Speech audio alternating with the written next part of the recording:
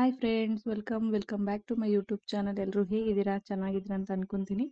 ಇವತ್ತು ಮೀನು ಸಾಂಬಾರನ್ನ ಹೇಗೆ ಮಾಡೋದು, ಅದು ಹಳ್ಳಿ ಸ್ಟೈಲಲ್ಲಿ, ಹಳ್ಳಿ ಕಡೆ ಹೆಂಗೆ ಮಾಡ್ತೀವಿ ಮೀನು ಸಾಂಬಾರನ್ನ ಅನ್ನೋದನ್ನ ನಾನು ನಿಮ್ಮ ಜೊತೆ ಶೇರ್ ಮಾಡ್ಕೊತಾ ಇದ್ದೀನಿ. ತುಂಬ ಜನ ತುಂಬ ರೀತಿ ಮಾಡ್ತಾರೆ, ಬಟ್ ನಮ್ಮ ಕಡೆ ಹಳ್ಳಿ ಸ್ಟೈಲಲ್ಲಿ ಹೆಂಗೆ ಮಾಡ್ತಾರೆ ಅಂತ ನಾನು ನಿಮ್ಮ ಜೊತೆ ಶೇರ್ ಮಾಡ್ಕೊತಾ ಇದ್ದೀನಿ. ಪ್ಲೀಸ್ ವಿಡಿಯೋ ಇಷ್ಟ ಆದರೆ ಲೈಕ್ ಮಾಡಿ, ಶೇರ್ ಮಾಡಿ ಮತ್ತು ಕಮೆಂಟ್ ಮಾಡಿ. ಆದಷ್ಟು ಪೂರ್ತಿ ವಿಡಿಯೋನ ನೋಡಿ. ನಿಂಬೆಹಣ್ಣು ಗಾತ್ರದಷ್ಟು ಹುಣಸೆಹಣ್ಣ ನೆನೆಸಿಟ್ಕೊಂಡಿದ್ದೀನಿ, ಮತ್ತು ಸಾಂಬಾರ್ ಪೌಡ್ರನ್ನ ತಗೊಂಡಿದ್ದೀನಿ, ತರಕಾರಿ ಸಾಂಬಾರ್ ಪೌಡ್ರ್ ಅದು, ಮತ್ತು ಚಿಕ್ಕ ಈರುಳ್ಳಿನ ಒಗ್ಗರಣೆ ಕಟ್ ಮಾಡಿ ಇಟ್ಕೊಂಡಿದ್ದೀನಿ, ನಾಟಿ ಕೊತ್ತಂಬರಿ ಸೊಪ್ಪನ್ನ ತೊಗೊಂಡಿದ್ದೀನಿ, ಮತ್ತು 2 ಈರುಳ್ಳಿನ ಕಟ್ ಮಾಡಿ ಇಟ್ಕೊಂಡಿದ್ದೀನಿ, ಮತ್ತು 2 ಟೊಮೊಟೊ ತೊಗೊಂಡಿದ್ದೀನಿ, ಬೆಳ್ಳುಳ್ಳಿ 2ರಿಂದ 3, ಮತ್ತು ಸ್ವಲ್ಪ ಶುಂಠಿ, ಮತ್ತು ಒಂದೇ ಒಂದು ಚಕ್ಕೆ, 2 ಲವಂಗನ ತೊಗೊಂಡಿದ್ದೀನಿ, ಮತ್ತು ಕಾಯಿ ತುರಿನ ತೊಗೊಂಡಿದ್ದೀನಿ. ಕಾಯಿ ತುರಿಗೆ ನೀವು ಕಾಯಿನ ಸ್ವಲ್ಪ ಹಾಕಿ ಮತ್ತು ಬೇಕಾದರೆ ಕಡಲೆನ ಹುರ್ಗಡ್ಲೆನ ಬಳಸ್ಕೊಬೋದು. ನೋಡಿ, ಇಲ್ಲಿ ಮೀನೆಲ್ಲ ಕ್ಲೀನಾಗಿ ಫ್ರೆಶ್ ಆಗಿ ಇಟ್ಕೊಂಡಿದ್ದೀವಿ. ಇದಕ್ಕೆ ಹುಣಸೆಹಣ್ಣಿನ ರಸನ ಹಾಕೊತಾ ಇದ್ದೀನಿ. ಏನಕ್ಕಂದರೆ ಹುಣಸೆಹಣ್ಣು ರಸ ಮತ್ತು ಉಪ್ಪನ್ನ ಹಾಕೊಂಡು ಇಟ್ಕೊಂಡ್ರೆ ಬೇಗನೆ ಸಾಂಬಾರೆಲ್ಲ ಆಗೋಷ್ಟರಲ್ಲಿ ಲಾಸ್ಟಲ್ಲಿ ಅಲ್ವಾ ಹಾಕೋದು ಮೀನ, ಅಲ್ಲಿವರೆಗೂ ಈ ರೀತಿ ಹುಣಸೆಹಣ್ಣು ನೀರು ಮತ್ತು ಉಪ್ಪನ್ನ ಹಾಕಿ ಮಿಕ್ಸ್ ಮಾಡಿ ಈ ರೀತಿ ಇಟ್ಟರೆ ಒಂದು ಅರ್ಧ ಗಂಟೆ ಮುಂಚೆ ಚೆನ್ನಾಗಿ ಉಪ್ಪು ಖಾರ ಎಲ್ಲ ಹಿಡಿದಿರುತ್ತೆ ನೀಟಾಗಿ. ಅದಕ್ಕೇನೆ ಈ ರೀತಿ ಮಾಡೋದು, ಹಳ್ಳಿ ಕಡೆ ಹಿಂಗೇನೆ ಮಾಡೋದು. ಉಪ್ಪು ಮತ್ತು ಹುಣಸೆಹಣ್ಣು ನೀರನ್ನ ಈ ರೀತಿ ಹಾಕಿ ಸ್ವಲ್ಪ ತಂಗಿ ಇಟ್ಟಿರ್ತೀವಿ. ಅವಾಗ ಚೆನ್ನಾಗಿ ಮೀನಿಗೆ ಹುಳಿ ಮತ್ತು ಉಪ್ಪು ಚೆನ್ನಾಗಿ ಹಿಡ್ದಿರುತ್ತೆ. ಅದಕ್ಕೆ ನೆಕ್ಸ್ಟ್ ಖಾರಕ್ಕೆ ಇವಾಗ ರುಬ್ಕೊಳ್ಳೋಕ್ಕೆ ನಾವು ಏನೇನೆಲ್ಲ ರೆಡಿ ಮಾಡ್ಕೊಂಡಿದ್ದೀವಿ ಅದನ್ನೆಲ್ಲ ಹಾಕ್ಕೊಳ್ಳೋಣ. ಇವಾಗ ನಾನು ಮೊದಲು ಕಾಯಿ ತುರಿನ ಹಾಕೊತಾ ಇದ್ದೀನಿ, ಮತ್ತು ಟೊಮೊಟೊ, ಈರುಳ್ಳಿ, ಚಕ್ಕೆ, ಲವಂಗ, ಬೇಕು ಅಂದರೆ ಸ್ವಲ್ಪ ಹುರ್ಗಡ್ಲೆ ಸೇರಿಸ್ಕೊಳ್ಳಿ. ಹುರ್ಗಡ್ಲೆ ಹಾಕೊಂಡ್ರೆ ಸ್ವಲ್ಪ ಸಾಂಬಾರು ಗಟ್ಟಿ ಬರುತ್ತೆ. ಅದಕ್ಕೆ ನಾನು ಕಾಯಿನೇ ಹಾಕ್ಕೊತಾ ಇದ್ದೀನಿ. ಬೆಳ್ಳುಳ್ಳಿ ಮತ್ತು ಈರುಳ್ಳಿ, ಟೊಮೊಟೊ ಎಲ್ಲನೂ ಏನೇನೆಲ್ಲ ಕಟ್ ಮಾಡಿ ಇಟ್ಕೊಂಡಿದ್ದೀವಿ ರೆಡಿ ಮಾಡಿಕೊಂಡು ಅದನ್ನೆಲ್ಲನೂ ಹಾಕಿ ಖಾರ ರುಬ್ಕೊಬೇಕು. ಇವಾಗ ಕೊತ್ತಂಬರಿ ಸೊಪ್ಪನ್ನು ಇದ್ರ ಜೊತೆನೇ ಹಾಕೊಳ್ಳಿ, ಮತ್ತು ನಾನು ಲಾಸ್ಟಲ್ಲಿ ಮಸಾಲೆ ಪೌಡ್ರನ್ನ ಅಂದರೆ ಸಾಂಬಾರು ಪೌಡ್ರನ್ನ ಹಾಕೋದನ್ನ ಮಿಸ್ ಮಾಡಿಬಿಟ್ಟಿದ್ದೀನಿ ತೋರಿಸೋದು, ಅದನ್ನು ಇದ್ರ ಜೊತೆಗೇ ಸೇರಿಸ್ಕೊಂಡು ಹಾಕೊಳ್ಳಿ. ನಾಟಿ ಕೊತ್ತಂಬರಿ ಸೊಪ್ಪು ಇದು. ನಾಟಿ ಕೊತ್ತಂಬರಿ ಸೊಪ್ಪು ಹಾಕಿದ್ರೆ ಸಾಂಬಾರು ಚೆನ್ನಾಗಿ ಟೇಸ್ಟ್ ಬರುತ್ತೆ, ಅದಕ್ಕೆ ನಾಟಿನೇ ಬಳಸ್ತಾ ಇದ್ದೀವಿ. ನೆಕ್ಸ್ಟ್ ಸಾಂಬಾರು ಪೌಡ್ರನ್ನು ಹಾಕ್ಕೊಂಡು ಆದಷ್ಟು ನೀರು ಬದಲು ಹುಣಸೆಹಣ್ಣು ರಸ ಇರುತ್ತಲ್ಲ ಅದನ್ನೇ ನೀವು ರುಬ್ಬೋಕ್ಕೆ ಯೂಸ್ ಮಾಡ್ಕೊಳ್ಳಿ. ಚೆನ್ನಾಗಿ ಖಾರಕ್ಕೆ ಹುಳಿ ಚೆನ್ನಾಗಿ ಹಿಡಿದಿರುತ್ತೆ. ನೋಡಿ, ಇವಾಗ ಖಾರ ರುಬ್ಕೊಂಡಿದ್ದೀನಿ. ಸ್ವಲ್ಪ ಹುಣಸೆಹಣ್ಣು ರಸನೇ ಹಾಕ್ಕೊಂಡು ನಾನು ನೀರು ಬದಲು ಹುಣಸೆಹಣ್ಣಿನ ರಸನೇ ಹಾಕ್ಕೊಂಡು ಖಾರನ ರುಬ್ಕೊಂಡು ಇಟ್ಕೊಂಡಿದ್ದೀನಿ. ನೋಡಿ, ಚೆನ್ನಾಗಿ ರುಬ್ಬಿದೆ. ಚೆನ್ನಾಗಿ ನುಣ್ಣಗಾಗಷ್ಟು ಚೆನ್ನಾಗಿ ನೀವು ರುಬ್ಕೊಬೇಕಾಗುತ್ತೆ. ನೆಕ್ಸ್ಟ್ ಒಂದು ಪಾತ್ರೆಗೆ, ಯಾವತ್ತು ಮೀನು ಸಾಂಬಾರಿಗೆ ಸ್ವಲ್ಪ ಅಗಲವಾಗಿರೋಂಥ ಪಾತ್ರೆನ ತೊಗೊಬೇಕಾಗುತ್ತೆ ನೀವು. ಇವಾಗ ಪಾತ್ರೆನ ತೊಗೊಂಡಿದ್ದೀನಿ. ಒಂದು 2 ಟೇಬಲ್ ಸ್ಪೂನ್ ಅಷ್ಟು ನಾನು ನಾರ್ಮಲ್ ಅಡುಗೆ ಎಣ್ಣೆನ ಬಳಸ್ತಾ ಇದ್ದೀನಿ.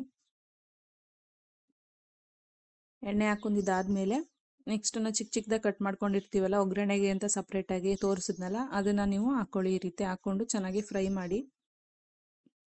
ಎಣ್ಣೆಗೆ ಫಸ್ಟ್ ನಾವು ಈ ರೀತಿ ಈರುಳ್ಳಿನ ಹಾಕೋದ್ರಿಂದ ಖಾರ ಹಾಕ್ತೀವಲ್ಲ ನಾವು, ಆವಾಗ ಖಾರ ಈ ಥರ ಪಾತ್ರೆಗೆಲ್ಲ ಅಂಟ್ಕೊಳ್ಳಲ್ಲ. ಅದಕ್ಕೆ ನಾವು ಈ ರೀತಿ ಎಣ್ಣೆಗೆ ಫಸ್ಟೇ ಈರುಳ್ಳಿ ಹಾಕಿ ಚೆನ್ನಾಗಿ ಫ್ರೈ ಮಾಡಿದ್ರೆ ಏನೇ ಹಾಕಿದ್ರು ನಾವು ಚಿಕನ್, ಮಟನ್ ಏನೇ ಹಾಕಿದ್ರು, ಫಿಶ್ ಹಾಕಿದ್ರು ಅಂಟ್ಕೊಳ್ಳಲ್ಲ ಪಾತ್ರೆಗೆ. ಈ ರೀತಿ ಖಾರ ಹಾಕಿದ್ರು ಅಂಟ್ಕೊಳ್ಳಲ್ಲ. ಅದಕ್ಕೆ ಎಣ್ಣೆ ಜೊತೆ ಸ್ವಲ್ಪ ಮೊದಲೇ ಉರಿಬೇಕು. ಈ ರೀತಿ ರುಬ್ಬಿರೋಂಥ ಮಸಾಲಾನೇ ಇವಾಗ ಹಾಕ್ಕೊಂಡಿದ್ದೀವಿ. ನೋಡಿ, ತಿಕ್ನೆಸ್ ನಿಮ್ಗೆ ಹೆಂಗೆ ಬೇಕೋ ಆದಷ್ಟು ಜಾಸ್ತಿ ತೆಳ್ಳಗೂ ಮಾಡೋಕ್ಕೆ ಹೋಗ್ಬಾರ್ದು, ತುಂಬ ಗಟ್ಟಿಗೂ ಮಾಡೋಕ್ಕೆ ಹೋಗ್ಬಾರ್ದು. ಮೀನು ಸಾಂಬಾರು ಮೀಡಿಯಮಾಗಿ ಇರಬೇಕು.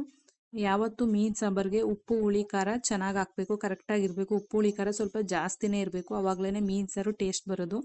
ನೋಡಿ, ಮೀಡಿಯಮಾಗಿ ಹಾಕ್ಕೊಂಡು ನೀವು ನೀರು ಕ್ವಾಂಟಿಟಿ ನಿಮಗೆ ಎಷ್ಟು ಬೇಕು ಆ ರೀತಿ ನೀವು ಹುಣಸೆಹಣ್ಣಿನ ರಸ ಇರುತ್ತೆ, ಹುಣಸೆಹಣ್ಣಿನ ರಸನ ಮೊದಲು ನೀವು ಈ ರೀತಿ ಚೆನ್ನಾಗಿ ಕಿವುಚಿ ಅದ್ರ ರಸನ ಹಾಕೊಳ್ಳಿ. ಆಮೇಲಿಂದ ನೀವು ನೀರು ಎಷ್ಟು ಬೇಕು ಅಂತ ನೋಡಿಕೊಂಡು ಆ್ಯಡ್ ಮಾಡ್ಕೊಳ್ಳಿ.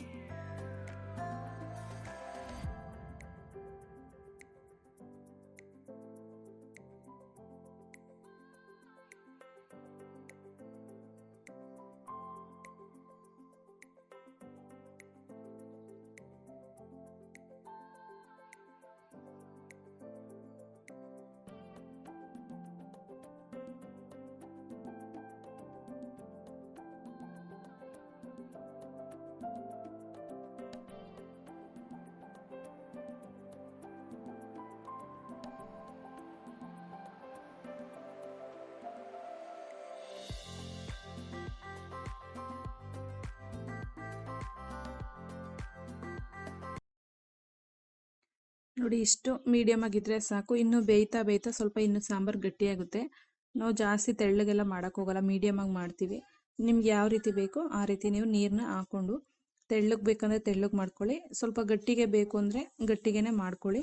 ನೋಡಿ, ಇಷ್ಟು ಕ್ವಾಂಟಿಟಿಲಿ ಹಾಕ್ಕೊತೀವಿ ನಾವು ನೀರನ್ನ ಹಾಕ್ಕೊಂಡು ಇಷ್ಟು ಗಟ್ಟಿಲಿ ಇಟ್ಕೊಂಡಿರ್ತೀವಿ. ಬೇಯ್ತಾ ಇನ್ನೂ ಸ್ವಲ್ಪ ಸಾಂಬಾರು ಗಟ್ಟಿ ಆಗುತ್ತೆ. ಇವಾಗ ನೆಕ್ಸ್ಟು ಎಷ್ಟು ಬೇಕಷ್ಟು ರುಚಿಗೆ ತಕ್ಕಷ್ಟು ಉಪ್ಪನ್ನ ಹಾಕ್ತಾಯಿದ್ದೀನಿ. ರುಚಿಗೆ ತಕ್ಕಷ್ಟು ಉಪ್ಪು ಹಾಕ್ಬಿಟ್ಟು ಅದನ್ನು ಚೆನ್ನಾಗಿ ಬೇಯಬೇಕು. ಖಾರ ಎಲ್ಲ ಹಾಕಿರ್ತೀವಲ್ಲ ಅದೆಲ್ಲ ಚೆನ್ನಾಗಿ ಹಸಿ ವಾಸನೆ ಹೋಗಿ ಚೆನ್ನಾಗಿ ಬೇಯಬೇಕು. ಇವಾಗ ಸಾಂಬಾರು ಮಸಾಲೆ ಅಲ್ಲಿವರೆಗೂ ಕುದಿಯಕ್ಕೆ ಬಿಡೋಣ, ಚೆನ್ನಾಗಿ ಕುದೀಲಿ.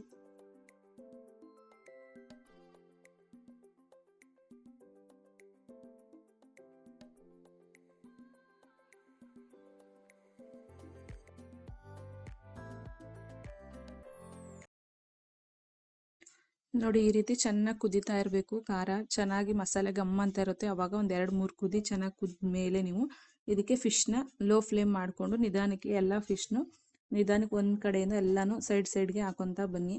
ನೀಟಾಗಿ ಎಲ್ಲ ಮೀನು ಫಿಶ್ ಮುಳುಗಬೇಕು, ಆ ರೀತಿ ನೀಟಾಗಿ ಹಾಕಿ.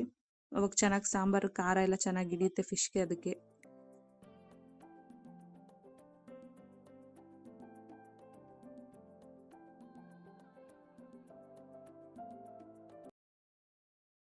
ನಾವು 2 kg ಮೀನ ತೊಗೊಂಡಿರೋದು. 2 kgಗೆ ಎಷ್ಟು ಕ್ವಾಂಟಿಟಿಲಿ ಬೇಕು ಅಷ್ಟು ಮಸಾಲೆ ಎಲ್ಲನೂ ಹಾಕ್ಕೊಂಡು ಮಾಡ್ತಿರೋದು. ಇದು 2 kg ಮೀನು.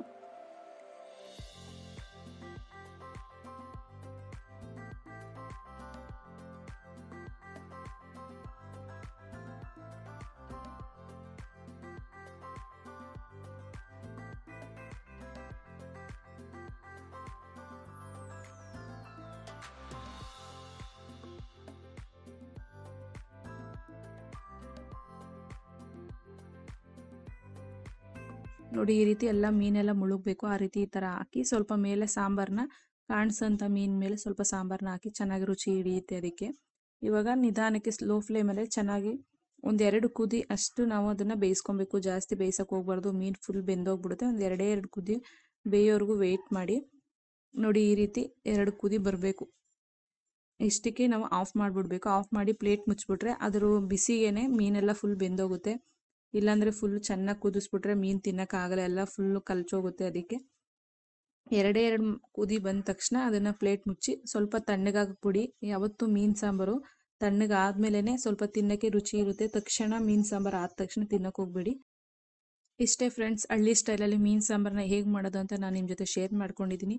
ಇಷ್ಟ ಆಗಿದೆ ಅಂತ ಅನ್ಕೊತೀನಿ. ಇಷ್ಟ ಆಗಿದ್ರೆ ಪ್ಲೀಸ್ ಲೈಕ್ ಮಾಡಿ, ಶೇರ್ ಮಾಡಿ, ಕಮೆಂಟ್ ಮಾಡಿ. Thank you.